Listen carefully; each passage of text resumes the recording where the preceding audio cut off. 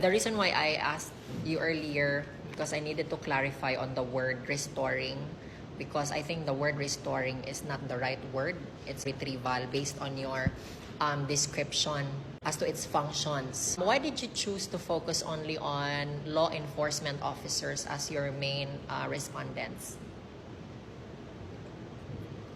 So we focus on the law enforcement officers as our respondents because they are the ones particularly using the SINAS. Good answer, no? But do you think maybe you can answer this? Do you think including the community can also give valuable insights if you include them in assessing the effectiveness of SIRAS in resolving crimes or incidents in Dumaguete City?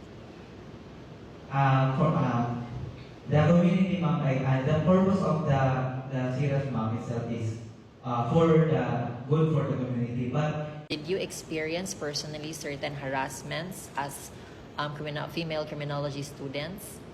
Or were there reports?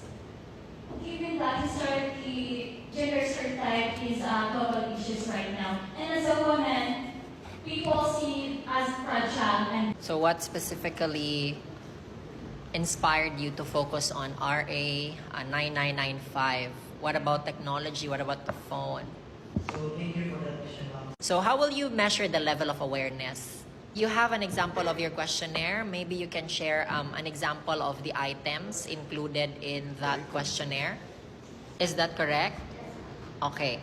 There is no question for academic performance here. The impact of mental health on the academic performance of transfer students at Negros Oriental State University. So that's the clear direction now. Why are you particularly interested to study about the mental health of transfer students? What about them?